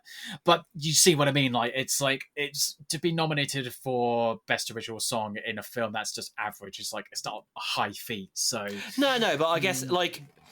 I mean, I don't know what the logistics are behind it, but like whether movies try and aim for accolades like that, but like it's Jack Black, so like the fact that it's Jack Black at his age, like I know he's not very old, but like it's at Jack Black's age now, given the amount of movies he's done, like The School of Rock being a big one of our generations, and then obviously his 2-man band with Tenacious D. So exactly, like it tells you that he's still got staying power in like. In the scene of Hollywood and in the music genre. The fact that I've seen none of the film practically, apart from the trailer and him singing Peaches, tells you very, very quickly the movie did really well, but at the same time, it's also becoming part of pop culture. Well, that's the thing. It's like it's based on a video game that everyone knows. It's a property that everyone knows, like all ages and various decades. So you've got both adults and kids going to see it. Not very many films can do that. I mean, Barbie's about to do that technically, I guess. Well, Barbie might do it, but it's again, it could be seen. It's a very sexist thing because it's like when I told somebody I think I put it on my Instagram story saying I still haven't watched Mean Girls. I'm going to do that tonight. And then somebody said, "Oh, you're gonna hate it," and I'm like, "Why am I gonna hate it?" And she went, "It's a chick flick." And I said to her, "That's chick flicks are the most funniest." And I said to her, "That's sexist." And she went, "How's that sexist?" I'm like, "Just because I'm a guy doesn't mean you're gonna like it." Yeah. It's labeled, and I'm like, and the thing is, I said to her, and also it's written by like one of the America's great comedians, Tina Fey. I was like, for you to say that I'm gonna hate it. it's like me saying, "Oh, you're not gonna like this film," and you go, "Why?" Because there's a I've, I've heard somebody say it, and I've taken it. So you got chick flicks, and then you got like films like Transformers and Fast and Furious movies, which could be labeled as dick flicks. So, Do you know what? It's funny actually because the example that you had earlier of telling your friend about the film, saying, "Oh, you got a baby die in the film," you couldn't compare that to what we've just said because you're basically telling somebody that something bad happens in the film and you want them to be prepared for the fact that like you don't like that, so you might not like this film. But to say that somebody won't like a film because they're not the demographic gender that it's for aiming it, for, yeah. like if you ask me, like I thought like Mean Girls is one of those ones that I don't think anybody prepares themselves to watch unless you were there at that time in the cinema for it. I ended up just watching it with a few friends, and it didn't matter whether there was more boys or more girls at the time because we were young when we watched it. We weren't lads or ladies at the time, you know. And I was just like, I could get behind this and watch this anytime. It's hilarious. Well, for the trailers, like minus that one joke that I thought in the movie, that I was like, oh, okay, all right. If it Yeah, I ends know up- about yeah. But I was like, you know what? It's got good talent behind it, and Margot Robbie hasn't really made a bad film. Like she's No. grown as a person, as a talent. She's produced quite a lot of content.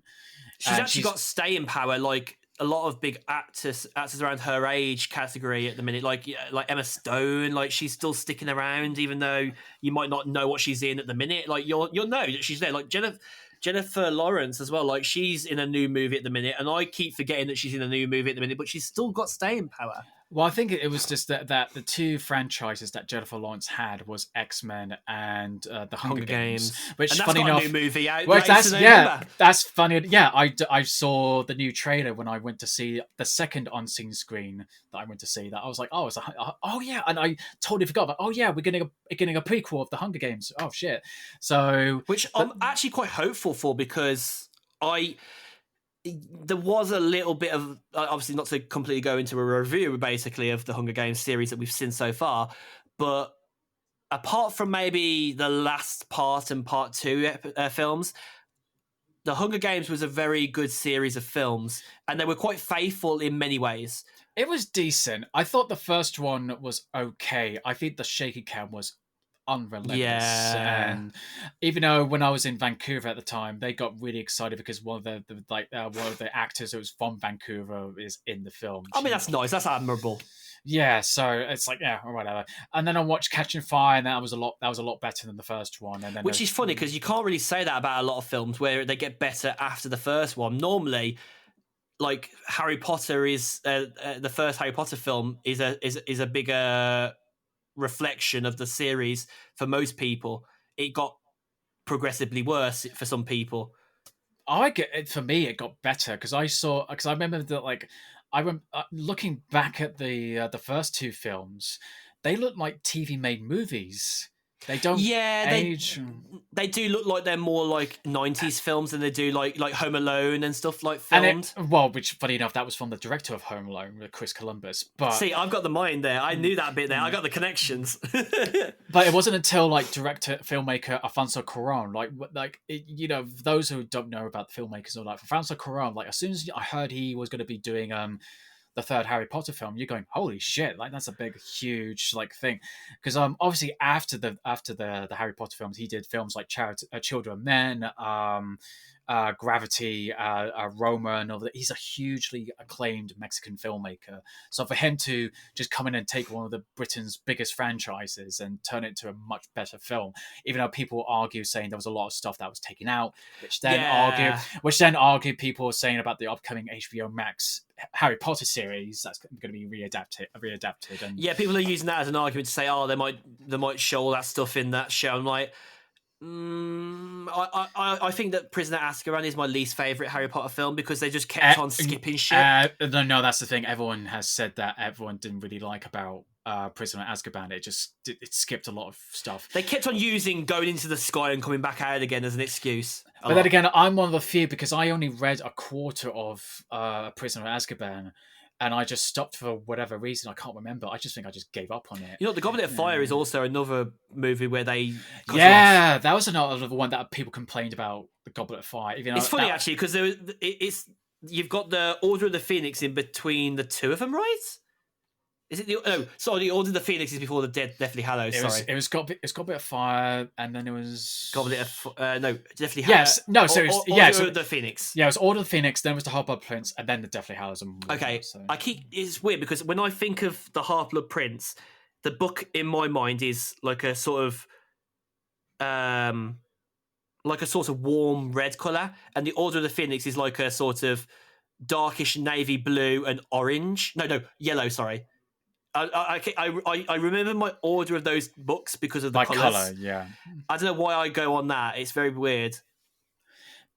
But that's the thing now. It's like, I think what we're trying to say with all the content that's coming out this year is like return to the box office. It's like with the Flash and Indiana Jones, which we'll talk slightly about in a bit.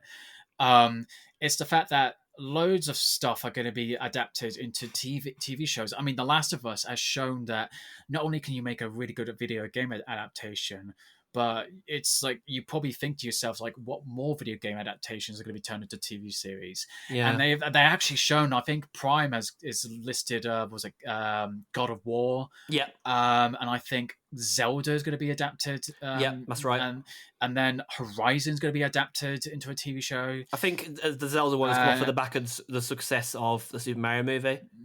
I think so, because it's Nintendo. That's right. So, you got numerous stuff, and then obviously you had the Halo series, which I've heard it's mixed to positive. Like, if I could speak about any sort of shows I've watched on Paramount Plus, because I literally just had the trials I had like 3 trials just to try out the shows, and I enjoyed the Halo show. I have to be honest. I think they could have done some things better. I'm not reviewing it by any means, but I think it has legs. It has legs. I think it's worth the watch because I think for the people who loved Halo and still do love Halo, the nostalgia of Halo is there. The core of what makes Halo is there. Katana, beautifully done, well crafted, but I think there was some scenes that were just over dramatized too much, and I think that's parts where the story fell flat.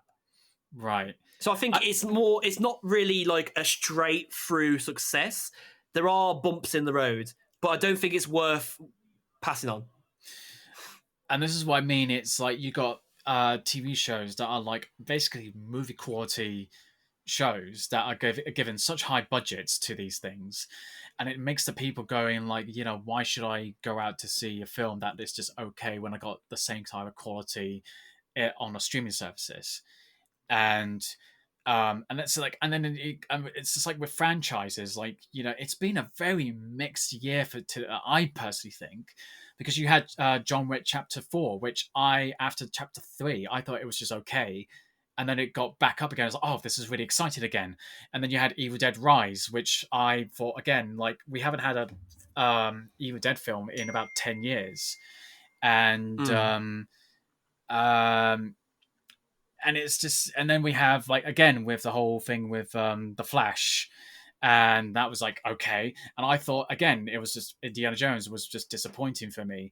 And but then you had Guardians of the Galaxy Volume 3, which I thought that was great. That was actually, my second favourite Guardians of the Galaxy film. Which is nice, actually, because it was James Gunn's last Marvel property. Well, it was the last hurrah with James Gunn before he moved on to the DC universe. And that's the thing about The Flash, is like people were thinking, and I was thinking, is the same thing, is like, well, this is going to be one of the last films in the DC extended universe before we move on to the rebooted DC universe.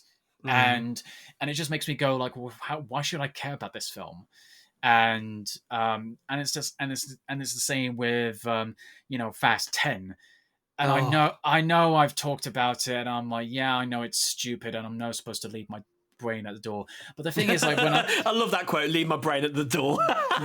Yeah, there's just the most stupid things, like with Jason Momoa. Oh my god. But the thing is, like, I enjoyed Jason Momoa because he was going along with the whole batshit crazy, Would you say it's actually worth the watch just because it's hilarious?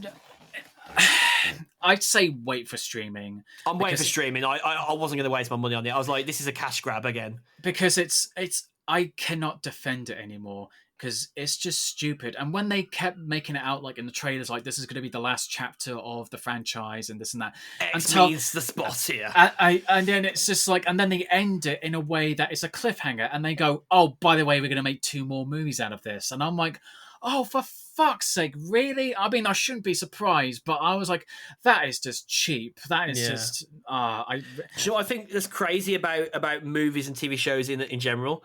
Knowing when enough is enough and when to finish the franchise. Yeah. So I'm not even gonna argue it more than the point to say The Walking Dead is a brilliant example of this, where they just keep on making the show and again, and it's a rinse and repeat setup. And I think another show that was really good at doing this is like I can't remember what the name of the show is, but like there's shows that will just do like 3 or 4 seasons and never do another one again. In Betweeners, they've only ever done 3 series, 2 films. That was it. Well, they knew when to stop. I could give you a very recent example that came out this year is season 4 of Succession. Yes, I heard about this. That they just know where to cut. This is it. That is the end, and and they stopped it at season 4, and it's such a brilliant show. It's one of the best the TV shows I've seen. I never thought watching 4 seasons of a bunch of privileged a-holes like it's so entertaining and investing to watch, and it's one of the best things I've seen. It is worth the fucking hype. I remember thinking, I've heard so much about this, like I probably should watch it, and I finally started watching the first episode of season 1, and I was like, oh my god, I need to watch more, and I'm watching more. I think I probably binged it very quickly, and I'm surprised I didn't get spoiled with certain bits. I mean, obviously I knew that Brian Cox was gonna die because that's the whole point of it. It's Succession. It's like who's going to take over the company and this and that. So that didn't surprise me at all. It's like, when was he going to plug the clogs? But it's just when it happens, it's just like, oh, okay. And then it's just what happens after that. It's like, oh shit. And no, it is such a good TV series. I highly recommend it. The thing is, like, I don't really give movies like 5 stars recently, but the one I have, from my list so far, the only one I've given it like a 5-star rating is Spider-Man Across the Spider-Verse. I know you were raving about it when you watched it. I did it the same thing with the first movie, and I'm doing it the same thing again with this one. It is one of the most visually stunning pieces of animation I've seen like in a while. And which makes you funny to if I was to like bring a good kind of like counter argument to this about Sony made Marvel films.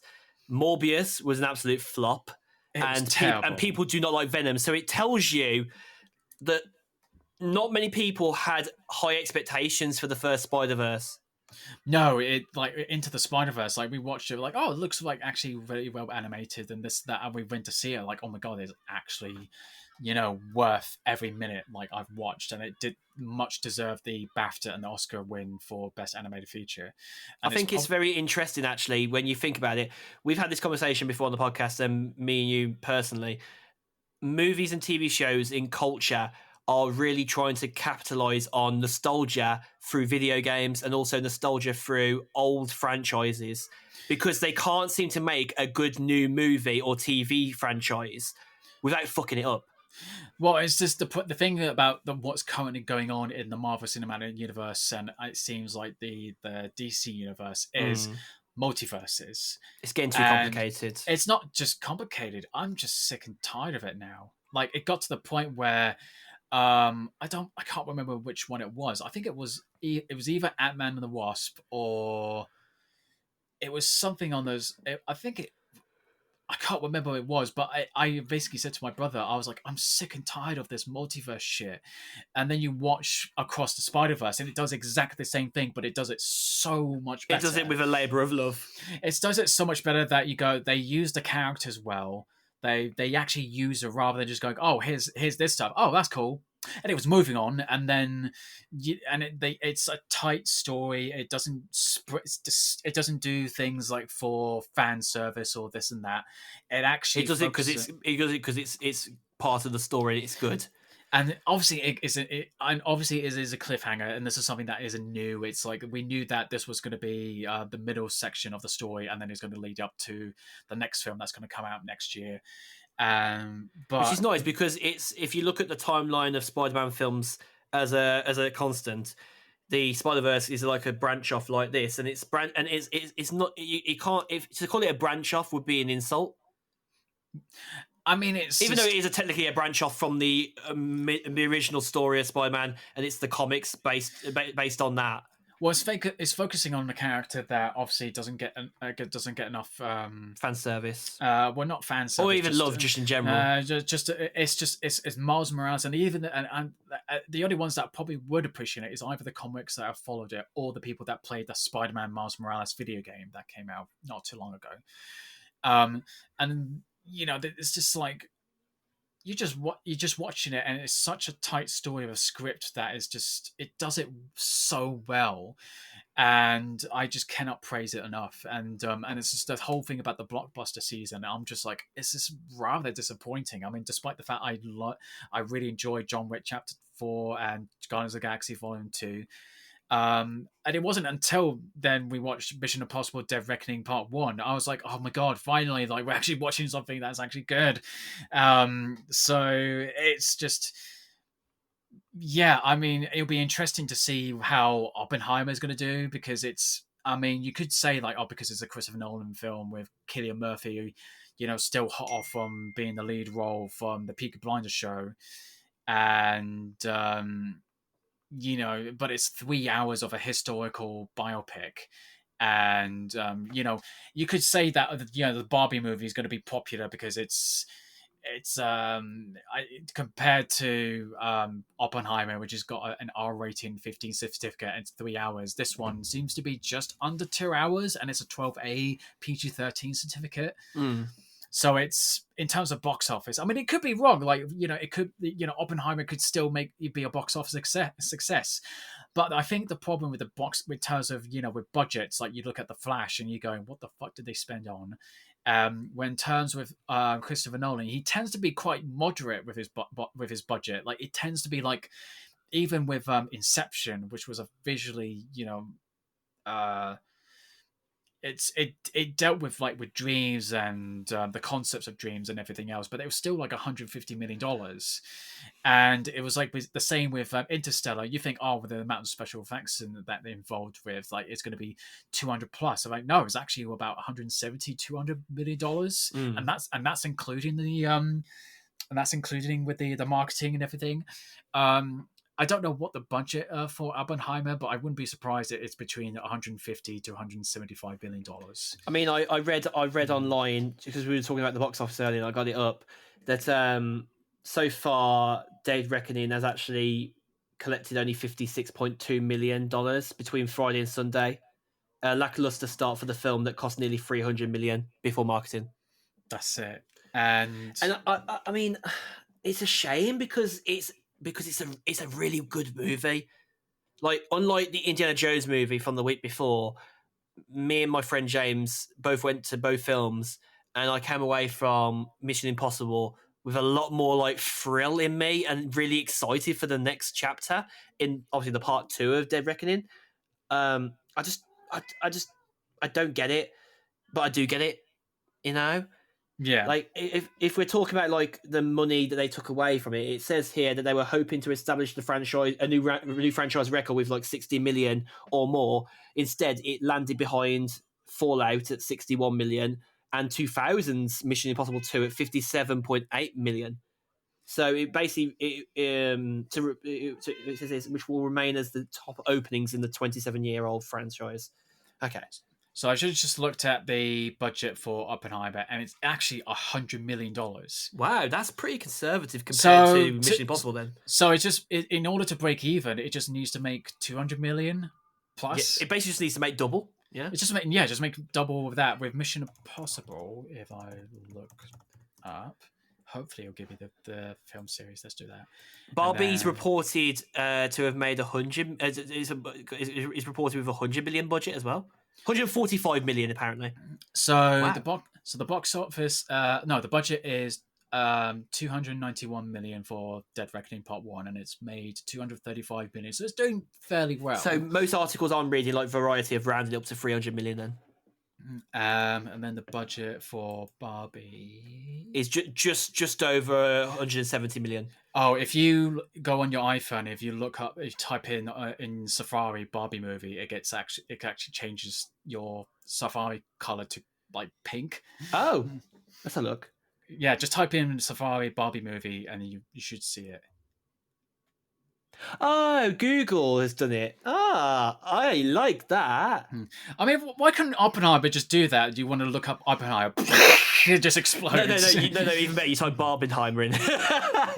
Well, you just and it's like dun, dun, dun, dun, dun.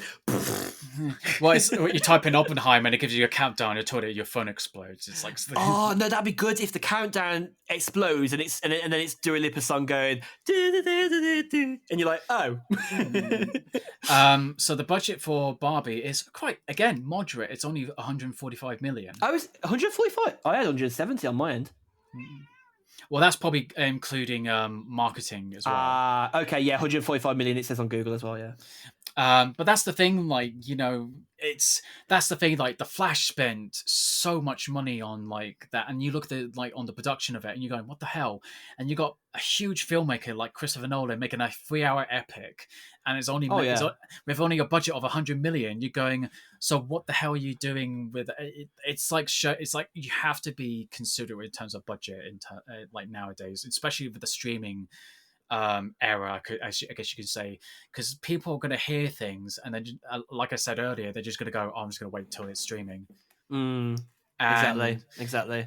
And you just can't basically fuck around. That's why there's a disappointment box office with The Flash and Indiana Jones, and yeah, it's just like it's only just lucky with the Mission Impossible that it can make the box office that is now seen. It seems currently in the way. It could change, like it could dip and all whatever, but yeah, that's the thing though. Like Christopher Nolan probably realizes that, you know, in order to get the box office numbers that in order to create the movies I want to make, even though they're probably still going to allow him to make movies regardless of what it is, he needs to be moderate. So he's got to still get the cast that he wants.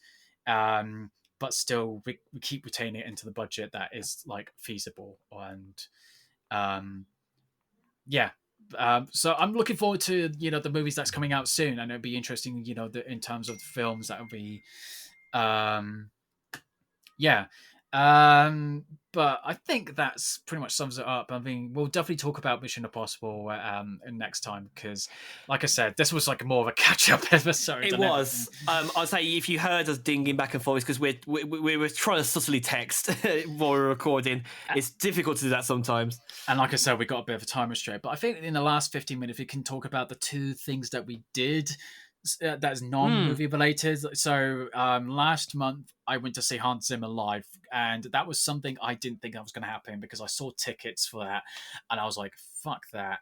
I mean, it was probably easier to get a ticket for that than Taylor Swift. Probably, yeah. That's beyond impossible. No. Oh no, I've only got maybe 2 friends of mine that actually managed to get tickets next year for it, and that was like a bit of sheer luck. But I managed to find a ticket that's, I think somebody was selling it at like a discount price, and it was about 250 quid. Now, wow. Considering the tickets that I probably would have to pay for, you're looking at between 300 to 600 pound a ticket.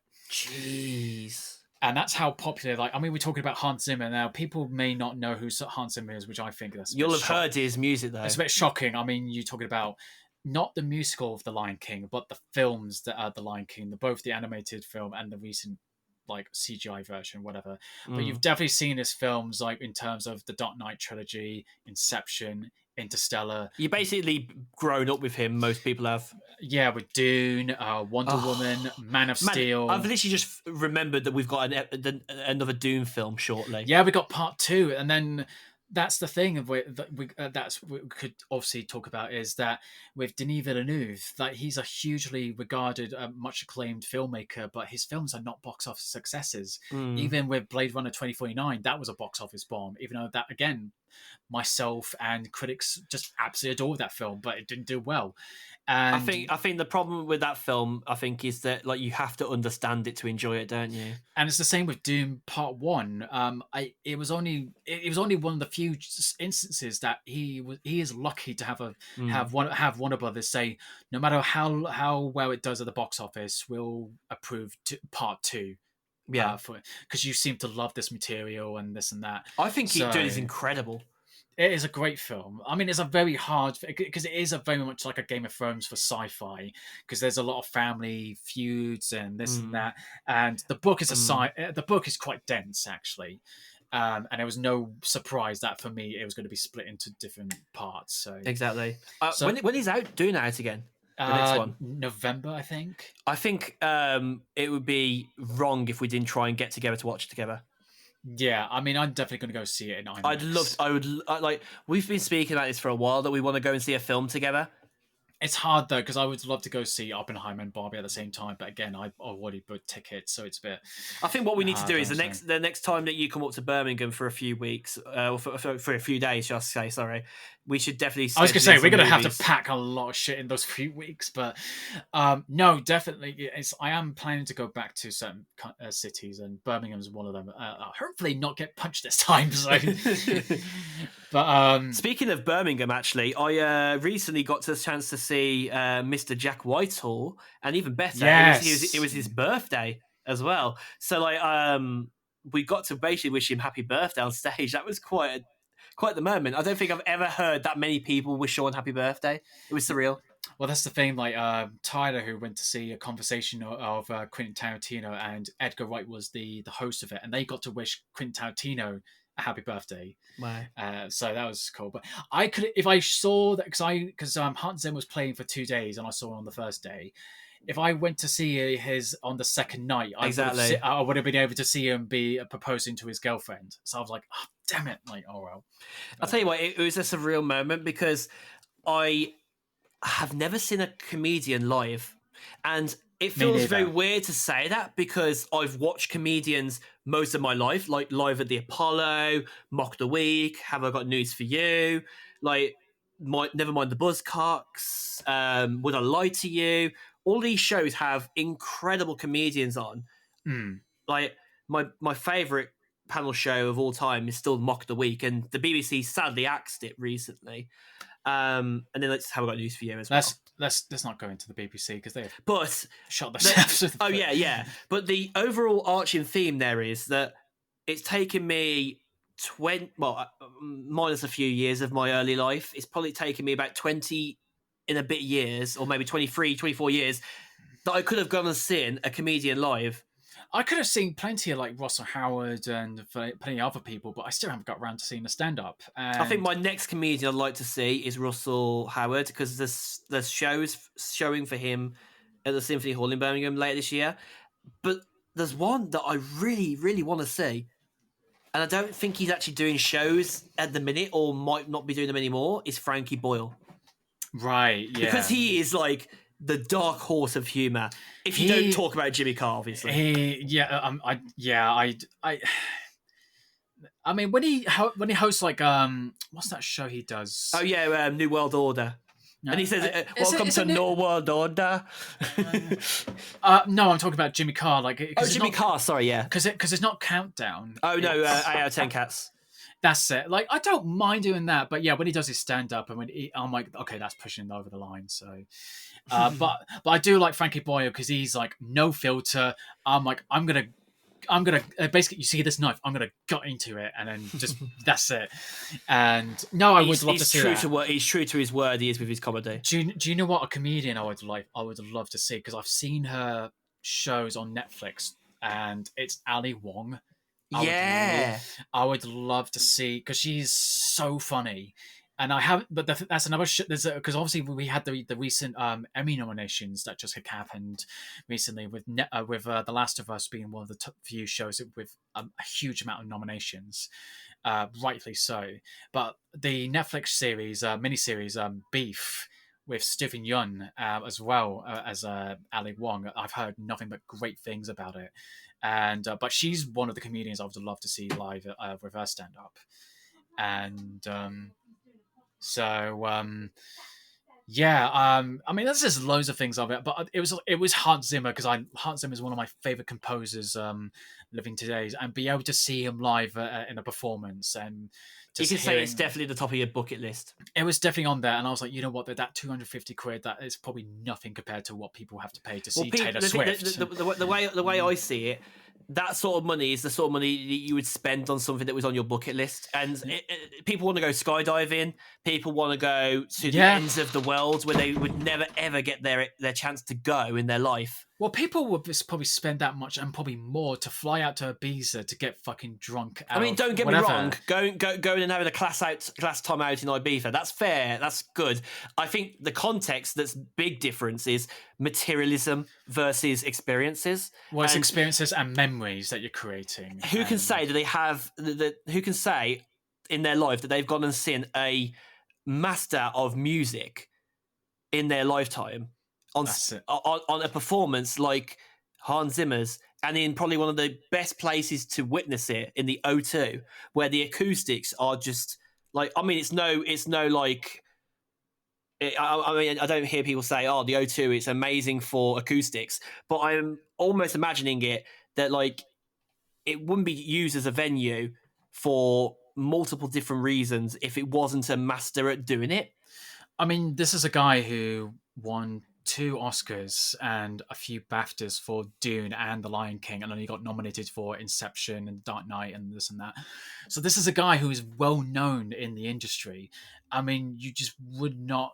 It'd just be shocking if you do not know who this guy is, and but this is the thing. It's like, you know, you go to the O2, and this is a guy who, and the great thing about him is he actually, you know, talks a bit about, you know, where he started his career. He like when he started his career in London, and he did a few British films before he got big with like The Lion King and this and that. So he was giving back to the people of London where he's from. Eventually, he said that I managed to record it in a video, basically saying like, you know, I grew up in here, and there's probably 90% of you that know me, so I can't lie as I was able to in other countries.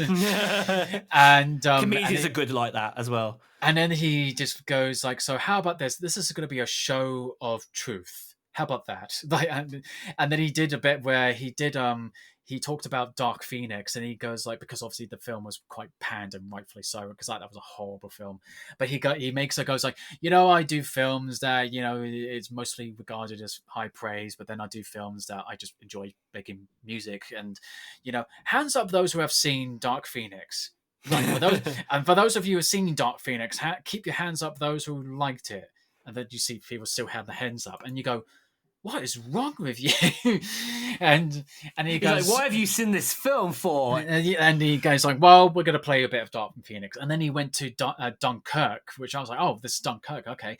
And then he goes, I decided not to introduce Dunkirk because we don't want to talk about, and then the audience went, the war, because of Fawlty Towers and all that. And he went, and you almost got away with it.